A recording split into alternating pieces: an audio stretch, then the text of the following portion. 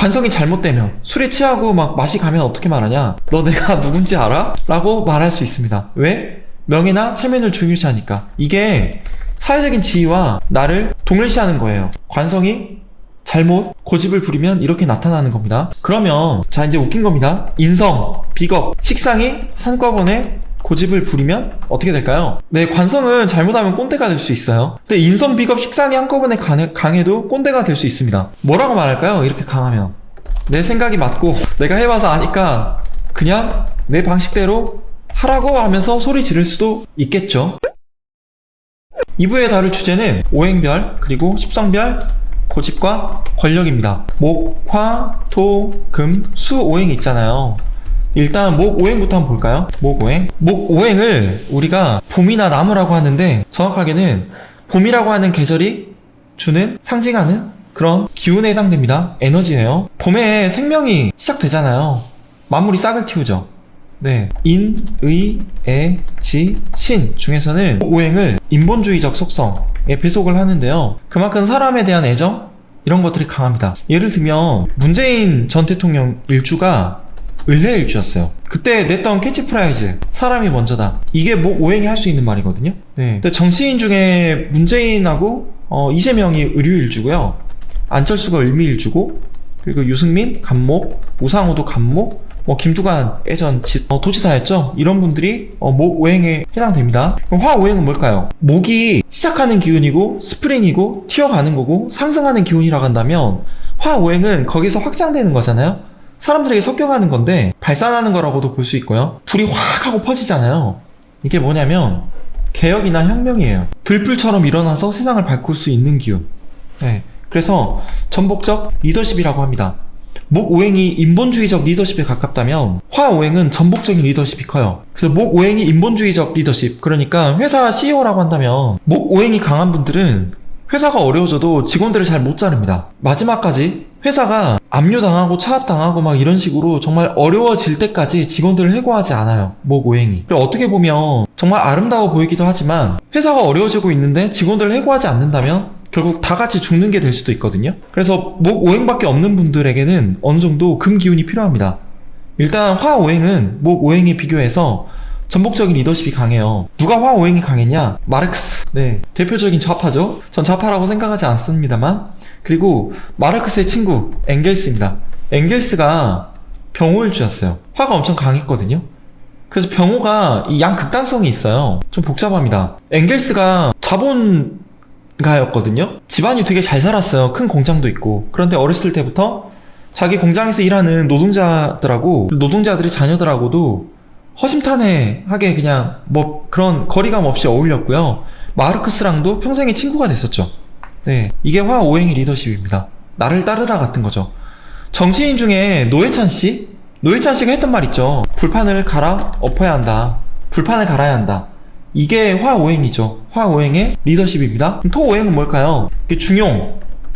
중앙을 상징하죠. 봄, 여름, 가을, 겨울이 있다고 하면 각 계절과 계절을 이어주는 환절기 역할을 하잖아요. 그래서 중심을 딱 잘 지킵니다. 이건 어떻게 하냐면 중심을 지키는 힘이 되고요. 그리고 설득하고 타협하는 힘이 되게 돼요. 상대방에게 동의를 구합니다. 가장 신뢰가 높은 오행 중에 하나예요. 김영삼 전 대통령 같은 경우는 토 오행이 정말 강했는데 이제 너무너무 토 오행이 강하니까 이제 고집스러워진 사례거든요. 김영삼 전 대통령이 대통령 되자마자 일단 하나회를 없앴잖아요. 그리고 금융실명제를 했고, 근데 그 전까지 자기 측근들에게도 자기의 계획을 말하지 않았다고 합니다. 근데 그건 토 오행이 너무너무 강하기 때문이에요. 제가 지금 설명드리는 건 특정 오행이 너무 강해졌을 땐 잘 드러나지 않습니다. 이걸 정치로 보면 일단 바이든, 놀랍게도 트럼프도 토 오행이 강해요. 그런데 트럼프도 화하고 토밖에 없어요. 트럼프가 일단 화 오행이 정말 강하거든요. 그래서 나를 따르라 같은 게 되는 거죠. 지지자들을 선동하고. 그래서 여기에는 트럼프를 일단 빼고요. 오바마도 토 오행의 일주고 기사일주거든요. 그리고 조지 워싱턴, 링컨 이런 사람들이 토 오행에 해당될 수 있습니다. 제가 왜 미국 대통령 이야기를 하냐면 미국이 유나이티드 스테이트잖아요. 합중국이잖아요. 그래서 미국에서 대통령이 되는 사람들을 보면 일단 토 오행이 다 있어요. 토 오행이 어느 정도 강합니다. 왜? 주마다 법도 다르고 사람들마다 성격도 다른데 이런 것들을 하나로 연합하려면 결국 그 사람들을 설득하고 동의를 얻어야 되다 보니까 토 오행의 힘이 어느 정도 있어야 된다라고 보는 거죠. 명리학적으로는. 지금 대통령 같은 경우는 윤석열 같은 경우 경진일주로 알려져 있잖아요. 금도 있고 토도 있는데 저는 금 오행이 좀 강하다고 봅니다. 왜냐면 금 오행이 이제 설명드릴 건데요. 옳고 그름, 네 편, 내 편, 적과 악운 이런 걸 정말 잘 분별해요. 좋게 말하면 분별이고 나쁘게 말하면 구분짓고 끊어내는 거거든요. 그리고 성과주의도 큽니다. 금 오행이 어떻게 보면 이게 조금 약간 폭정에 빠질 수도 있어요. 내 말이 무조건 옳다고 생각합니다. 제가 아까 처음에 그랬잖아요. 오행 중에 비겁이 가장 강한 오행은 금 오행이라고 했었잖아요. 네, 그래서 이런 걸 구분짓는 겁니다. 가을이 되면 열매가 맺고 그 다음에 겨울로 넘어가기 전에 그런 것들을 다 쳐내죠. 나무가 잘라냅니다. 그걸 숙살직이라고 하잖아요. 가을에 딱 서리가 꼈을 때 목뒤가 딱 차가워지는 그런 냉혹한 기운들, 그 냉혹함이 있어요. 근데 지금 윤석열 대통령 같은 경우는 경진일주인데 이 진토가 좀 복잡해요. 일단 저는 일간 경금의 기운이 좀 강하다고 봅니다. 참고로 그 모행이 어느 정도 강하면요, 자세가 발라요. 자세가 바르다. 딱 허리도 꼿꼿하게 세우고요, 몸이 좀 단련되어 있습니다. 운동을 하면서. 그런데 지금 대통령님은 그렇진 않으시죠? 기운이 좀 흐려져 있다고 개인적으로 생각하는데요. 전 대통령을 보면 어떤 사람들이 그 모행이 강했냐. 일단 박정희, 전두환, 노태우, 이명박, 그리고 지금 대통령 윤석열, 이런 사람들이 그 모행의 리더십입니다. 네. 하나 남았네요. 수오행. 수오행은 리더십이라고 하는 부분이 조금 애매해요. 왜냐면 마쿠에서 영향력을 행사하거든요. 왜? 수오행은 눈에 잘 보이지 않죠. 여러분, 그 오행 중에서 물상이 없는 건 뭘까요? 수는 물론 물상이 있습니다. 뭐 바다, 호수, 안개 이런 이야기를 하는데, 겨울 하면 우리가 눈이 쫙 내려져가지고 세상이 음기로 가득 찬 걸 떠올려 볼 수도 있죠. 근데 다른 식으로 표현하면요, 겨울잠을 자는 곰, 겨울잠을 자는 개구리, 이런 것들도 수오행의 물상에 해당되거든요. 눈에 보이지 않는 거예요. 결론은 겉으로 나서지 않는다. 그래서 임수나 특히 임수 같은 경우 본인이 화가 나도 얼굴로 잘 표현하지 않습니다. 병화하고 달라요. 그래서 수오행이 리더십을 행사한다고 하면 2인자예요. 2인자. 마쿠에서 영향력을 행사하는 겁니다. 그러면서 본인이 실속을 다 챙겨간다 라고 보는 게 맞거든요. 이게 수오행의 특징이에요. 그러면 이제 십성으로 좀 넘어가 볼게요. 비겁은 주체성, 독립성, 자존감을 상징합니다. 그렇지만 비겁이 너무 강하면 어떻게 되죠? 자기 고집이 너무 세지죠. 다른 사람의 의견에 귀 기울이지 않습니다. 자기 생각이 무조건 맞다고 여기죠.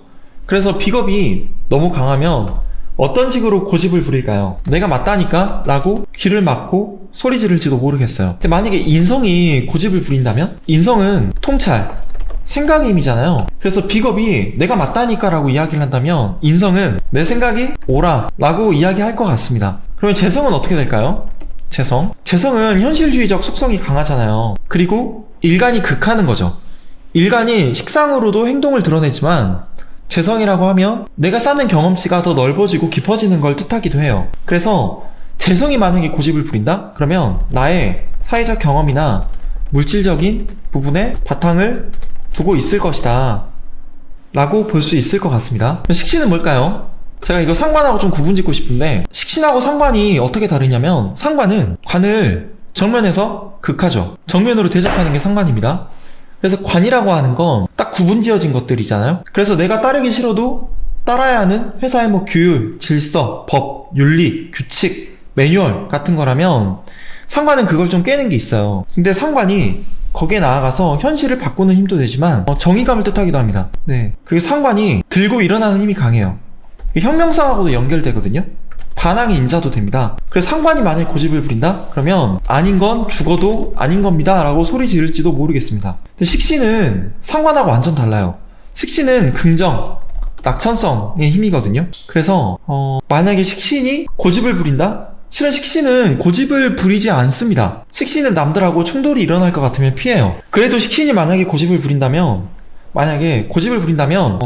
야, 좋은 거지 라고 설득할 것 같습니다. 고집 부린다기보다는. 그러면 관성은 어떻게 고집을 부릴까요? 관성, 명예, 체면, 가오, 폼, 배짱, 허세잖아요. 그럼 만약에 내가 신호 위반을 해서 경찰한테 잡혔어요. 창문 내리면서 면허증 좀 보여주십시오 하는데 관성이 잘못되면, 술에 취하고 막 맛이 가면 어떻게 말하냐? 너 내가 누군지 알아? 라고 말할 수 있습니다. 왜? 명예나 체면을 중요시하니까. 이게 사회적인 지위와 나를 동일시하는 거예요. 관성이 잘못 고집을 부리면 이렇게 나타나는 겁니다. 그러면 자 이제 웃긴 겁니다. 인성, 비겁, 식상이 한꺼번에 고집을 부리면 어떻게 될까요? 네, 관성은 잘못하면 꼰대가 될 수 있어요. 근데 인성, 비겁, 식상이 한꺼번에 강해도 꼰대가 될 수 있습니다. 뭐라고 말할까요? 이렇게 강하면 내 생각이 맞고 내가 해봐서 아니까 그냥 내 방식대로 하라고 하면서 소리 지를 수도 있겠죠. 네, 재밌죠 여러분? 제가 일단 준비한 1, 2부는 여기까지고요.